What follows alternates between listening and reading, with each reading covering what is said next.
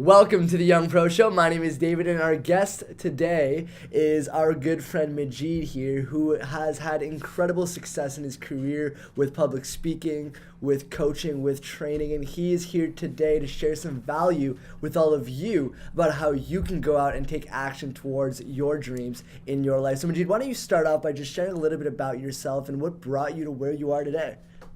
Sure. Well, my entrepreneurial journey started when I was 16 years old. I was going to a snow cone stand to buy a snow cone, and I saw the snow cone business was for sale. So I figured out how to write a business plan, get a loan, bought the business, ran the business, and kind of fell in love with entrepreneurship, which really drove me to study business in school, and now I'm in the process of teaching business and training and speaking about it. Wow, how old were you when you started that first snow cone business? 16 years old, and ended up starting 5 different businesses before I was 21. Wow. Did you have a lot of people that were telling you that you couldn't do it while you were on that entrepreneurial journey?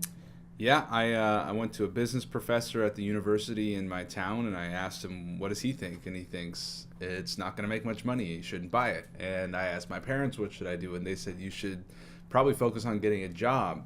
So it was not normal by any means. I didn't know a single person, I didn't know a single kid my age who would own a business. The closest thing to that was kids would mow the lawn.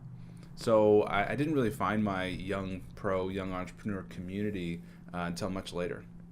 Wow, was it hard for you when you were doing all this on your own and when all these other people were saying, hey, it might not work for you, it might not be how you think it's going to be, and you had to keep going? Was that hard for you to do? Actually, it was the opposite. It was a motivator. Okay. The whole let's prove them wrong motivation. Right. So the more people said I couldn't do it, the more I said, well, then that's what's going to fuel me to go do it. That's good fuel for anybody who is being told that they can do something. Why not channel that into positive reinforcement for yourself to make your dreams happen? That's right. What were the other business that you started after that snow cone business? So eBay was coming up, and I opened up a consignment shop, physical store. People could drop off their thing, and I would sell it for them on eBay, and I would write them a check. Second business. Third business was I was doing drop shipping of computer parts. So I would buy it from a supplier directly, sell it on eBay, and deliver it to the person without ever seeing the product. So just kind of buying low and selling higher. And we did a business where we were helping companies manage their email storage, backup recovery, spam filters, and all that. And we also did a photography and event promotion business where we would send out photographers, promote the event, and make a big splash about it. Wow! So you've had you have your foot in some different places. That's it was right. never really the same business that you were getting yourself into every single time. Yeah, it's really a matter of listening to complaining, right? Right. When people are complaining about something, most people just join them in on complaining. But entrepreneurs say, I wonder how I could solve that problem. I wonder how I could do it profitably. And that was always, if I hear someone complaining, I go, how much would you pay to solve that problem? Right. Right. Bigger the problem, bigger the solution, the more money you'll make. That's right. Very cool. Very, very cool. And throughout your entrepreneurial journey, was it, let's start because you've had more experience other than that, but starting off, how long was that process of starting your first business and then starting the 5 following after that one? Very quick. What I found was that I was really good at starting the business. Okay. So that meant registering it, naming it, branding it, building it, getting it running. And then I found that there were people that were willing to buy the business for a lot more than it cost me to start it. So once I started the business, the first business I ran for probably 2 years, but then the next 4 businesses were all less than a year. I'd start the business, get it going, get it profitable, and then find a buyer and start the next one. And every one of your businesses were profitable? Oh, let's see about that. No, you know what? The event promotion business, funny thing happened. Facebook came along, and they had photo hosting and event promotion, and they were doing it way better than we were. So me and my partners had about a 15-minute meeting, said, you want to keep going? Nope. Okay, we're just going to quit. Never sold that one. That one just crumbled. That's awesome that you guys were flexible at that point. You guys saw that there was something that was coming out that was bigger, that could do it better, and you guys didn't try to compete against that, but you understood that for what it was and were flexible enough to say, okay, let's let this one go. Yeah, it's hard to let your babies go. You know, your ideas, you put your heart and soul into it. You kind of identify as being the owner of this thing. Right. And so to let it go is hard. And that's a common mistake entrepreneurs make is they hold on too long Right. to their baby. So there's so many ideas and there's so many opportunities. So you might as well start 10 and see which ones are the two that are Right. really worth hanging on to. And how do you know? How do you know what to hang on to? Well, there's three things you got to look for. One is the market, the second is your aptitude, and the third is your passion. Okay. So the market is how big of a demand is it? Are people currently looking to solve this problem? Are people currently paying to solve this problem? It's a lot easier to build a business where there's already a demand than it is to build a business and try to generate the demand through slick advertisement. So number one is market. Number two is aptitude. What are you really good at? And in other words, what comes easy to you that's hard for most people?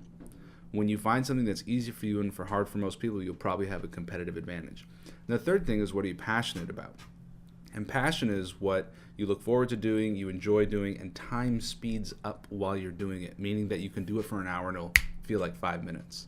So if you can find a business that has those three, high market demand, high aptitude for you, your skills, and high passion for you, then that's a business that you're going to love working in.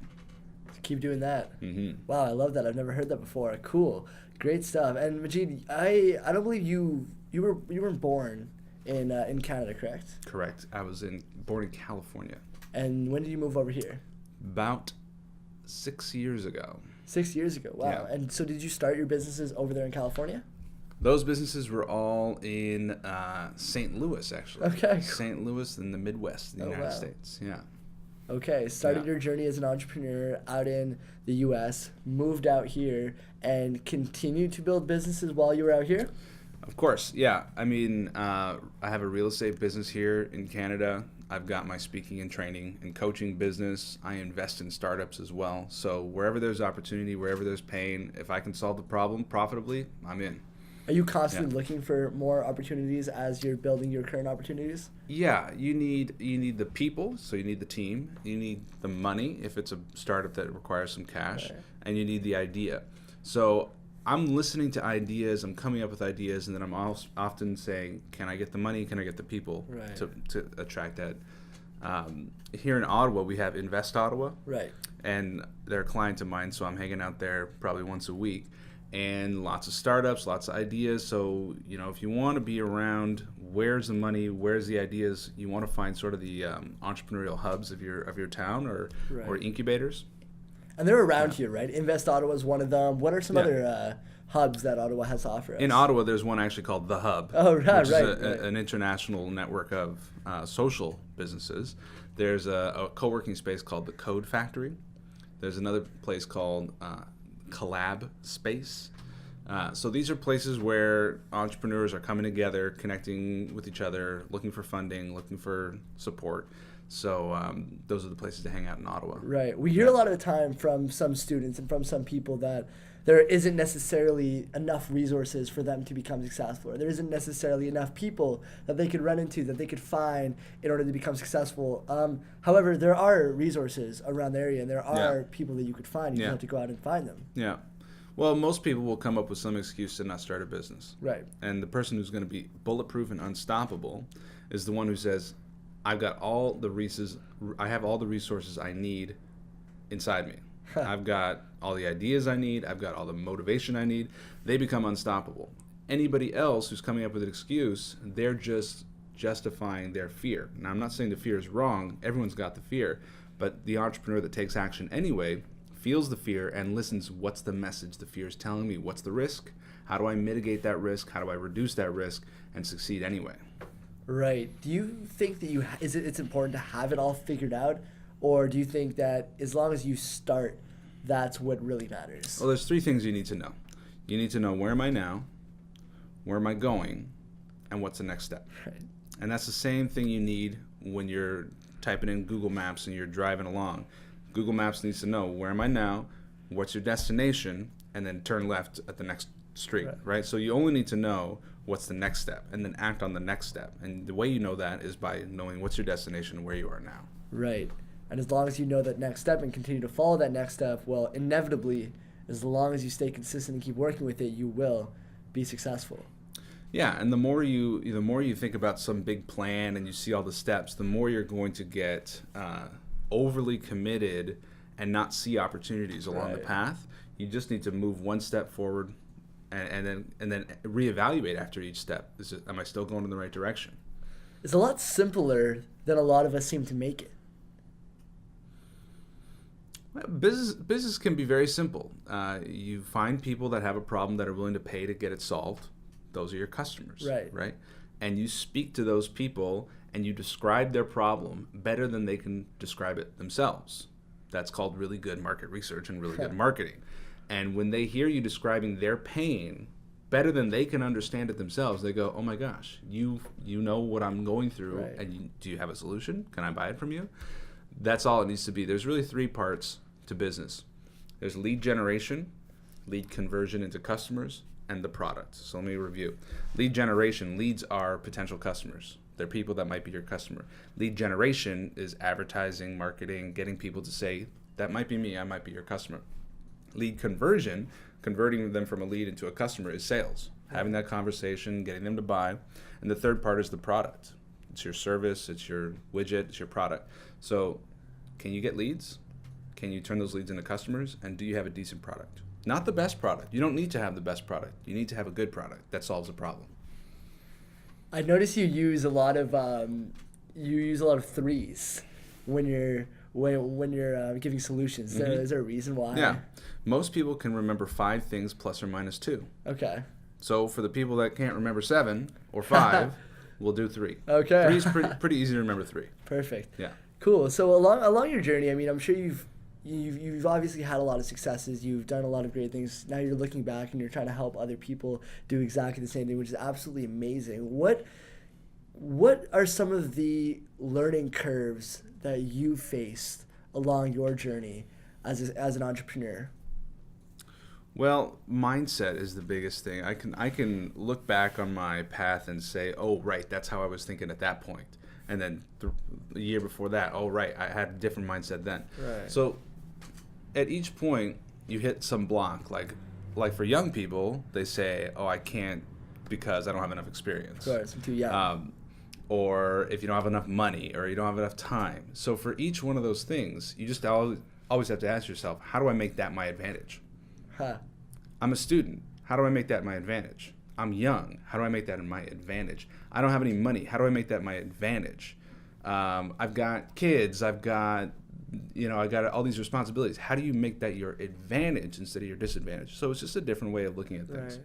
Because there are always two sides to the coin. That's right.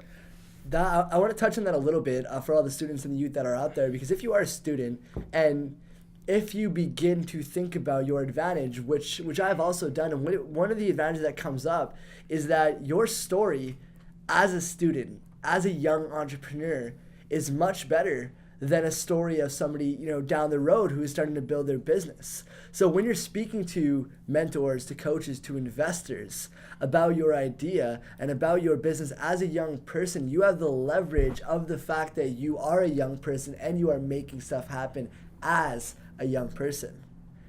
Great stuff. Majeed, what tips can you give to the young people right now who are kind of out there and they want to start something, they want to make something happen, but they're not really sure if they can do it, or they don't really know where to start?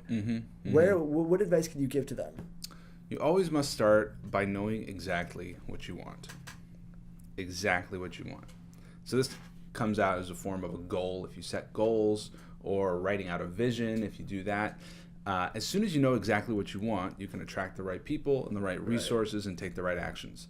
And as long as you don't know exactly what you want, you'll have this drive, you'll have this urge, you'll have this feeling to push forward, but you won't really know what to do because you don't know exactly what you want. So figure out exactly what you want, and then find people who have done what you're trying to do and model them. You can even pay them and say, show me how, or call them up and say, let me interview you. That is, again, as soon as you know exactly what you want, find someone who has done what you're trying to do and follow their steps. Don't try to reinvent the wheel. Find someone who's already doing it. And most of the time, successful people will be willing to give you feedback and give you value and offer their opinion because they've already done it. And chances are most successful people want to help. Last 10 years, I've reached out to people. I said, show me how to do what you do. And never once until about a year ago, one person said, now hang on a minute. You mean you want me to train you to become my competition? Forget about it, buddy. Get lost. And you know, that's the biggest fear, is that everyone's going to say that, right? So my theory is that people see their younger self in me, right? I'm going to people and I'm saying, hey, look, I'm stuck. I'm at the beginning. You're like 10 steps ahead of me. Can you show me the way? And they're going to see me and go, yep, I know where I was there. And yeah, let me help you out. Awesome. Let me give you the help that I wish that I had. Awesome. And that's what I want to do. That's what I'm doing right now, is I'm talking to students. I'm talking to young people. And I'm saying, let me give you the help that I wish I had when I was your age. That's amazing. What is your vision for yourself currently, for your future? Well, I'm a dad now. 2 kids. So world's best dad. That's the vision. That's awesome. You know, it's about, you know, I was on vacation not long ago, and I was on a beach in Cuba, and I was reading a book. And my wife looks over at me and she says, oh, come on, Majeed, you're not working now, are you? And I'm on the beach, the waves are splashing, I'm in the sun, I'm reading a book, and I'm looking at her like, what do you mean I'm not working? And I look down at my book, and it's on public speaking. Okay. And I said, oh, well, actually, yeah, I guess this would help me with work, but no, actually, I'm just genuinely interested in this topic. And at that moment, that was the blending of play and work.